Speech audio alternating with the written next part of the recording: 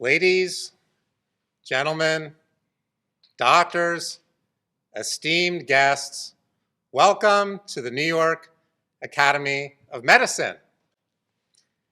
I'd like to go back with you into time and share with you a story of when I was just a 10-year-old boy engrossed by the captivating tales of J.R.R. Tolkien. Those tales hold a special place in my heart. But I'd like to share with you another story, a family story that's connected to a mysterious book. I asked my mother, "What's this book about?" She said with a bit of intrigue, "That book was written by your grandfather, Håkon Chevalier." The book was called The Man Who Would Be God. And it had been sitting in our living room for months, seemingly untouched. So, had my mother put it there for me to discover? And if so, why? The more my curiosity grew, the more questions I had. Why was it sitting there collecting dust? How did this story fit in with my grandfather? And what was going on? Why did he live so far away in France? Why hadn't I met him before?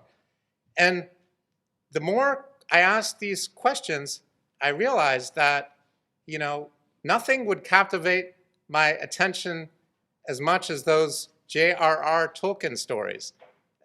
In fact, not even real life mysteries. So I cut to the chase. I asked my mother, what's this book? Is it a good book? And she said, it's about J.R. Robert Oppenheimer, the man behind the atomic bomb. Håkon, your grandfather, and Oppenheimer, they were good friends. In fact, Håkon was trying to convince Oppenheimer not to create the bomb because it would be such a deadly weapon. You should read it. I delved into the book, finding its formal content and getting an idea that a lot of that would be more clear as I grew older, the family history. Little did I know that my grandfather's ties to communism would cast a shadow. Oppenheimer also had ties to communism. Many of his friends and wife had been a part of the Communist Party. In fact, communism was pretty popular. I learned from a more recent revelation while reading Robert Kiyosaki's Capitalist Manifesto that Germans had sent socialists here to the United States in the 1930s, and those socialists promoted the socialist movement that later became communism. The same communism that Oppenheimer, my grandfather, were so interested in. And that communism was sold to Oppenheimer and my grandfather, and they bought it, hook, line, and sinker. The McCarthy era loomed over the 1940s and the 1950s, posing challenges for both Oppenheimer and my grandfather. Those challenges continued into the 1960s with the Cold War. My grandfather couldn't even get in and out of the country. I never got to know him. That's why I hadn't met him. Here's what my mother said about this later, more recently, just within the last couple of months. Oppenheimer had been falsely accusing Håkon of sharing secrets with the Russians. But in truth, many people in Northern California were big supporters of communism. In fact, communism was very popular in San Francisco and Berkeley at that time. In fact, it was even more popular among the well-educated. The Oppenheimer movies spawn more details. This is what I have come to surmise. The FBI camped out at my grandparents' house for months and would even return for years. They were invading my grandparents' privacy. They even complained that the hedges were too tall, preventing them from spying on my grandparents. Can you imagine that?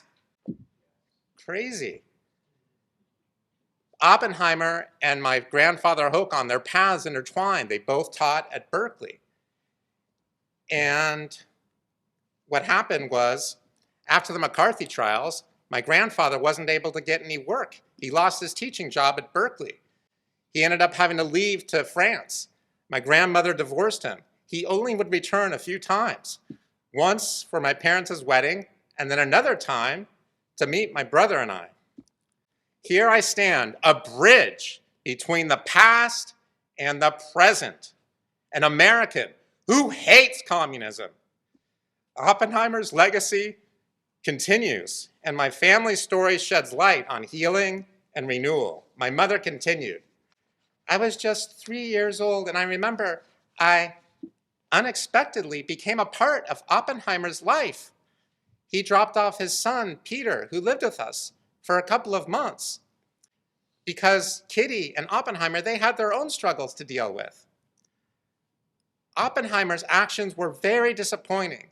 He and Håkon were really good friends. I had a question for my mother. But Mom, I think I knew Oppenheimer. I think I knew Frank, Oppenheimer's brother, didn't I? From when I worked at the Exploratorium in San Francisco, right? She said, yes, that's right. You did, yes, you did. Quantum physics and quantum mechanics brought about two important outcomes. The Skolnikoff method, the new medicine for a new you, and also the atomic bomb. The same quantum science that led to the atomic bomb and all of its healing and destruction has also can lead to the tremendous healing potential in almost the opposite way. The Skolnikoff method is a groundbreaking healing modality that allows for deep and permanent healing. It shows the potential of what's possible for those people who are stumbling and having difficulties with chronic inflammation. The Skolnikoff method achieves miraculous results where conventional medicine falls short.